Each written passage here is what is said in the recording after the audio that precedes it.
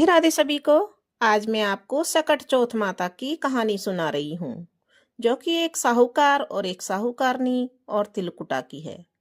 एक साहूकार और एक साहूकारनी थे। वह धर्म पुण्य को नहीं मानते थे। इसके कारण उनके घर में कोई बच्चा नहीं था। एक दिन साहूकारनी पड़ोसी के घर गई। उस दिन सकट चौथ थी। वहां पड़ोसन सकट चौथ की पूजा करके कहानी सुना रही थी। तो साहूकारनी ने पड़ोसन से पूछा, तुम क्या कर रही हो? तब पड़ोसन बोली कि आज चौथ का व्रत है, इसलिए कहानी सुना रही हूँ। तब साहूकारनी बोली, चौथ के व्रत करने से क्या होता है? तो पड़ोसन बोली, इसके करने से अन्न, धन, सुहाग, पुत्र सब कुछ मिलता है। तब साहूकारनी ने कहा, यदि ऐसा है तो मेरे गर्भ रह जाए तो मैं भी सवा सेर का तिलकुटा करूंगी और चौथ का व्रत करूंगी। श्री गणेश जी भगवान की कृपा से साहूकारनी के गर्भ रह गया। तो वह बोली कि मेरे लड़का हो जाए तो मैं 2.5 सेर का तिलकुटा करूंगी। कुछ दिन बाद उसके लड़का हो गया। अब वह बोली कि हे चौथ माता, मेरे बेटे का विवाह हो जाएगा तो 5.25 सेर का तिलकुटा करूंगी। कुछ वर्षों के बाद में उसके बेटे का विवाह तय हो गया और उसका बेटा विवाह करने चला गया। लेकिन उस साहूकारनी ने तिलकुटा नहीं किया और ना ही व्रत किया। इस कारण से चौथ माता क्रोधित हो गई और उन्होंने फेरों से उसके बेटे को उठाकर पीपल के पेड़ पर बिठा दिया। सभी वर को खोजने लगे, पर वह नहीं मिला। हताश होकर सारे लोग अपने अपने घर को चले गए। इधर जिस लड़की से साहूकारनी के लड़के का विवाह होने वाला था, वह अपनी सहेलियों के साथ में गणगौर पूजने के लिए जंगल में दूब लेने गई। तो रास्ते में पीपल के पेड़ से आवाज आई, ओ मेरी अर्धव्याई। यह सुनकर लड़की को अपने आधे विवाह का ध्यान आ गया। अब जब भी वह दूब लेने जाती तो यही आवाज आती और लड़की घर आई। विचार करते करते वह धीरे धीरे सूख करके काटा होने लगी। एक दिन लड़की की माँ ने कहा, मैं तुम्हें अच्छा खिलाती हूँ, अच्छा पहनाती हूँ, फिर भी तू सूखती जा रही है, ऐसा क्यों? तो लड़की ने अपनी माँ से बोली, जब वह दूब लेने जंगल में जाती है तो पीपल के पेड़ से एक आदमी बोलता है कि ओ मेरी अर्धव्याई।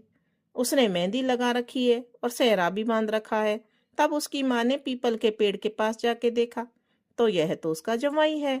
तब उसकी माँ ने जवाई से कहा, यहाँ क्यों बैठे हो? मेरी बेटी तो अर्धव्याई कर दी, अब और क्या लोगे? साहूकारनी का बेटा बोला, मेरी माँ ने चौथ माता का तिलकुटा बोला था, लेकिन नहीं किया, इसलिए चौथ माता ने नाराज होकर मुझे यहाँ बिठा रखा है। यह सुनकर उस लड़की की माँ साहूकारनी के घर गई। उससे पूछा कि तुमने सकट चौथ का कुछ बोल किया था क्या? तो साहूकारनी बोली, तिलकुटा बोला था। उसके बाद साहूकारनी बोली, मेरा बेटा घर आ जाए तो 2.5 मन का तिलकुट करूंगी। इससे गणेश जी भगवान प्रसन्न हो गए और उसके बेटे को फेरों में लाकर वापस बिठा दिया। बेटे का विवाह धूमधाम से हो गया।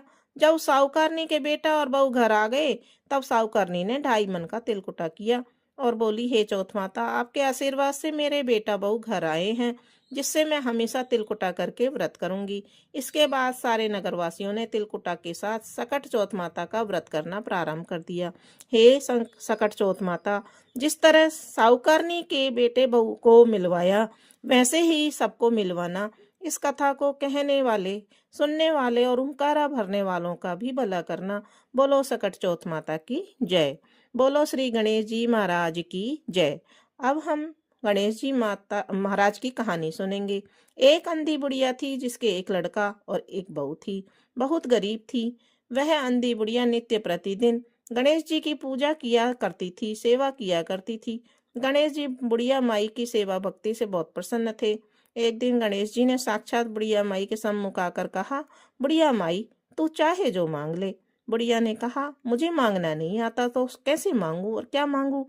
तब गणेश जी बोले, तू अपने बेटे बहू से कुछ पूछ कर मांग ले। तब बुढ़िया ने अपने बेटे और बहू से पूछा तो बेटा बोला कि धन मांग ले और बहू ने कहा पोता मांग लो।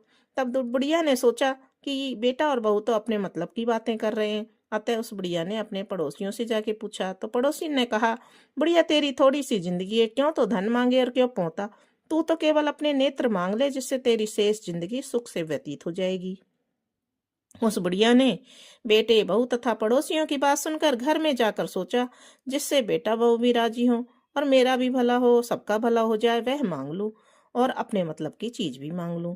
अब जब दूसरे दिन बुढ़िया सेवा पूजा करने लगी तो गणेश जी आए और बोले, बोल बुढ़िया, क्या मांगती है? हमारा वचन है, जो तू मांगेगी सो ही पाएगी।